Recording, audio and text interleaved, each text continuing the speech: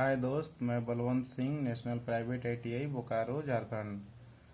तो हम लोग पढ़ रहे थे प्रकाश। तो प्रकाश का परिवर्तन का नियम हम लोग को पढ़ना है। तो आइए देखते हैं। जब प्रकाश का परिवर्तन का नियम, प्रकाश जब किसी चिकने सतह पर आपतित होता है, जो प्रकाश किरण के वापस लौटने की घटना प्रकाश का परिवर्तन कहलाती है। चिकना सतह जितना चिकना होगा उतना प्रकाश परिवर्तित होगा, नहीं तो कुछ प्रकाश का अवशोषण हो जाता है, अवशोषित हो जाता है।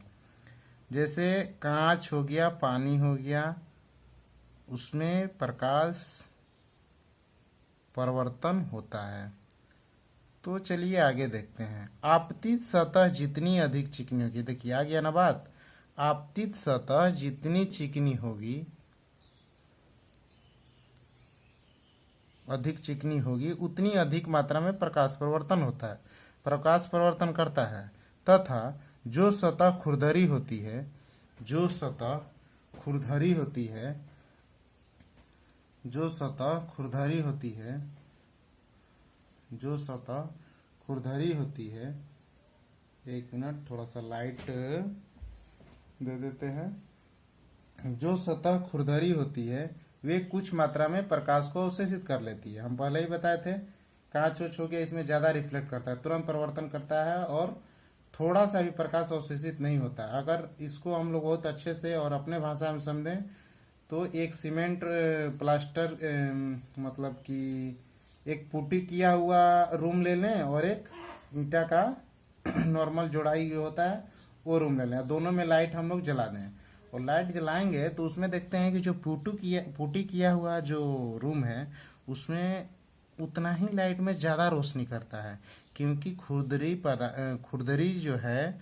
वाल में नहीं है, अवशोषित प्रकाश को नहीं कर रहा है। लेकिन वहीं जो ईंटा वाला रहेगा उसमें खुरदरी रहता है, वाल उसमें अवशोषित करता है।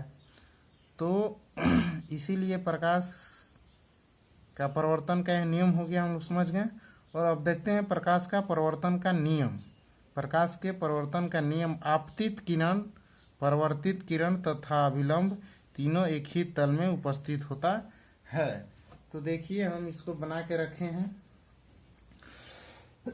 ये हो गया आपका पॉलिसी सतह। ये क्या हो गया? पॉलिसी सतह। पॉलिसी सतह हो गया। और ये हो गया आपतित किरण, ये हो गया परावर्तित किरण।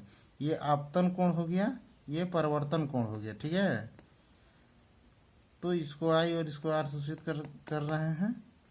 ये हो गया आप लोग का मिरर। ठीक है, मिरर हो गया। तो क्या कह रहा है? तीनों एक ही सतह में, तो तीनों एक ही सतह में है।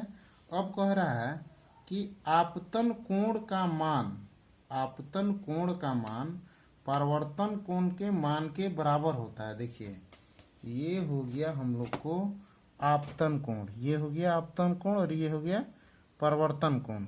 तो जितना ये उतना ये, बीच में क्या है? अभिलंब है।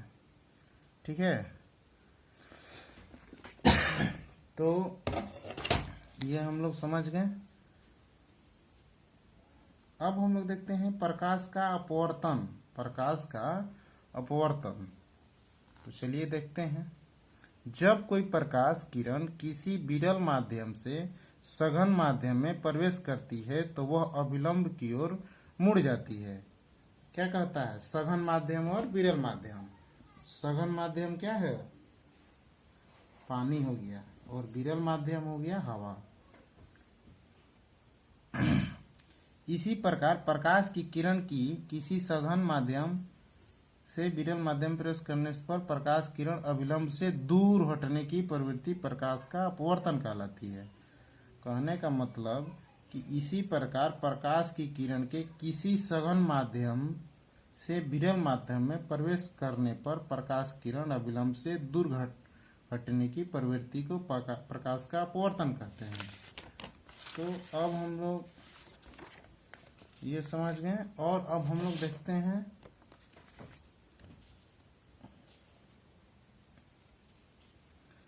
प्रकाश की विभिन्न माध्यमों में भिन्न भिन्न चाल के कारण अपवर्तन की घटना होती है। कहने का मतलब कि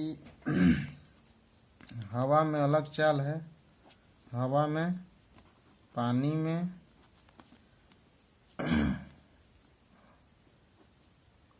पानी में होता है 2.25 गुने 10⁸ मीटर पर सेकेंड, ये होता है। और हवा में या निर्वात हवा में हो गया आपका 3 गुने 10⁸ मीटर पर सेकेंड।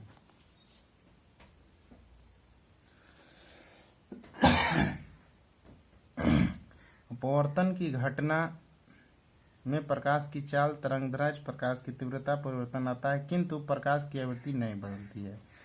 अपवर्तन के नियम कुछ समझ आते हैं। अपवर्तन की घटना में आपतित किरण, परावर्तित किरण तथा अभिलंब तीनों एक ही समतल में स्थित होते हैं। आपतन कोण की अच्छा, इसको हम लोग डायग्राम के माध्यम से समझते हैं। ये हो गया डायग्राम आप लोग का, और इसको हम लोग समझते हैं। इसको हम लोग समझते हैं, समझने की कोशिश कर रहे हैं। तो चलिए इसको हम पहले मिटाते हैं, इसको मिटाते हैं। मिटा दिए।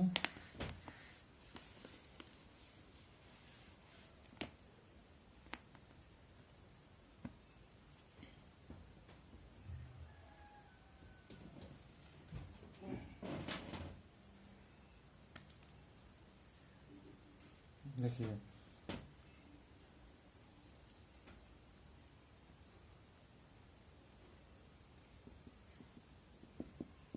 ध्यान दीजिएगा आप लोग।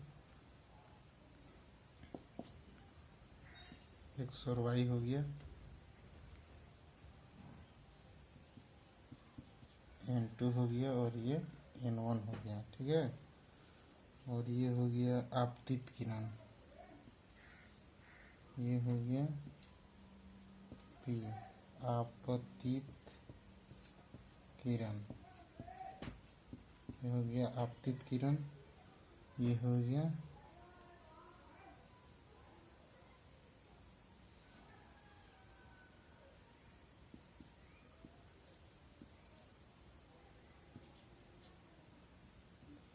अपवर्तित, अपवर्तित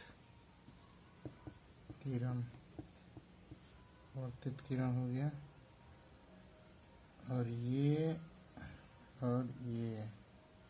I और ये R, ये हो गया Q, और ये हो गया सीधा,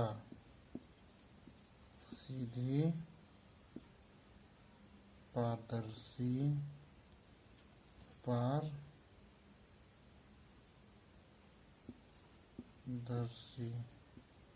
सीधी पारदर्शी सतह, सीधी पारदर्शी सतह।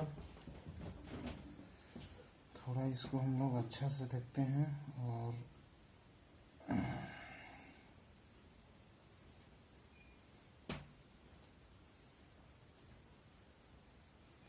सीधी पारदर्शी सतह, और ये हो गया आपका विरल माध्यम, विरल, ये हो गया सघन माध्यम, मतलब कि ये हो गया पानी, ये हो गया हवा, ठीक है।